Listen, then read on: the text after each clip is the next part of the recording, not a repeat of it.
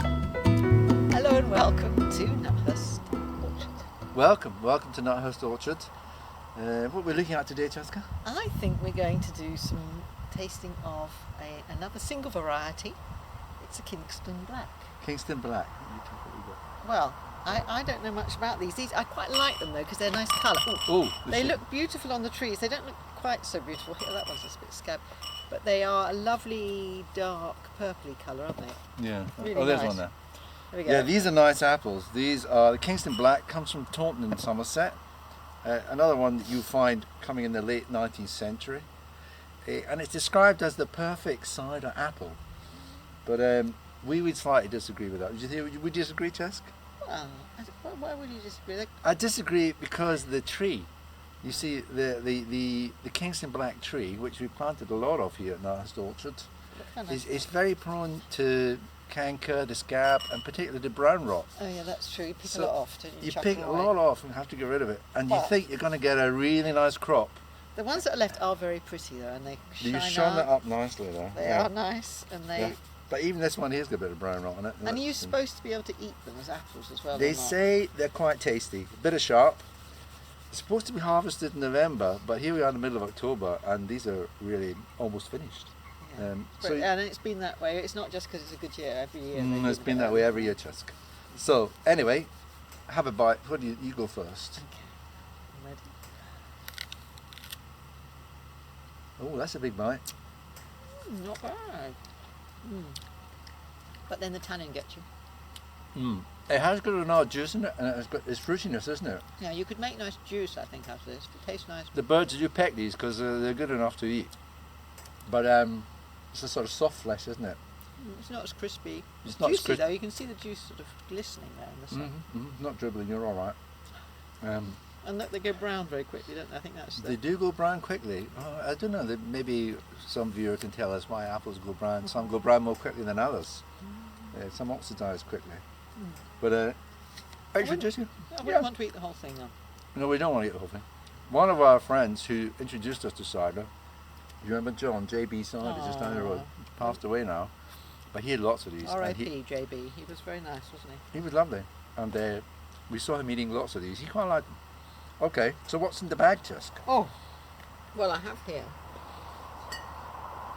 this one, Kingston Black Cider, Gwatkin it's called. Gwatkin. That sounds sort of Welsh, but I don't think it is Welsh. It's Herefordshire, isn't it? Dry, farmhouse cider it's called. It's 6%, this one's a bit stronger. Now, And, people argue about the, where do you sit on alcohol strengths of cider? Do you like them weak, do you like them strong, or what? Well, I like those French wheat ones quite Yeah, well. the French weak ones But are quite nice. some of the single variety strong ones are also quite nice, so this could be good. Where does it come from? It comes from Gwatkins Farm, which is a family farm. I think they've got about 35 ciders down there. They've got a nice picture of an old shire horse, you know, nice Yeah, label. they're sort of traditional. Nice I mean, label. if you go on their website, they've got people in hats and things, you know, old sort of hats, and they're quite a musical family. They seem quite an entertaining bunch. I don't think the horse does the You don't think there's the a cider work just anymore. no, the horse is not pushing that stone round to crush the cider Crush the apples. cider. No, I don't think he does it. But he did one day.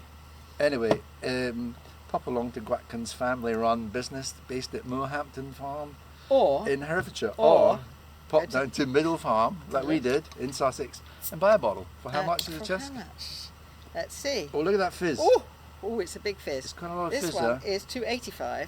I like the colour of this one. It's sort of ruby dark, red, and dark. so that reflects the apple. Mhm. Apple, you see, the apple Let's is see how maroon. it pours because it's quite. I thought we might get a big head, but I think it's going to be nice. Actually. Well, you poured it around nicely. Yeah. It's smaller bubbles. Smaller bubbles.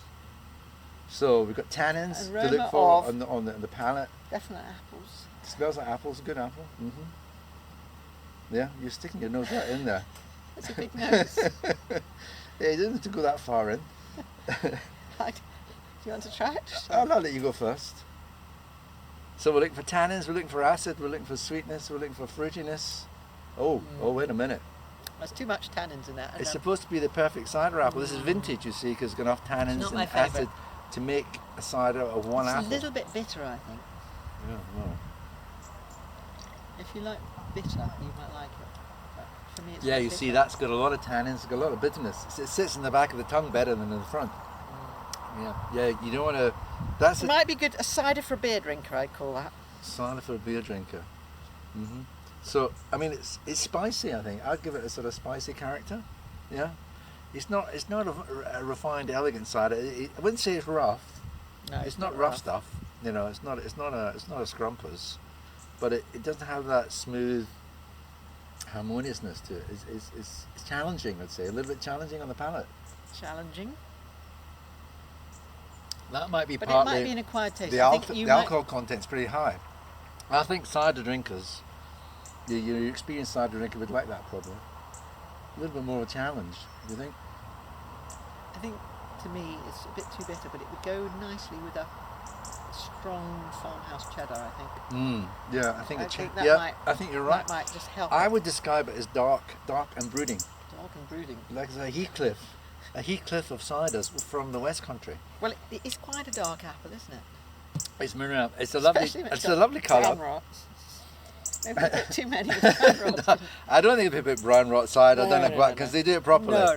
They wouldn't do that. No, they wouldn't do that. So it is a pair of shoes time, Jessica.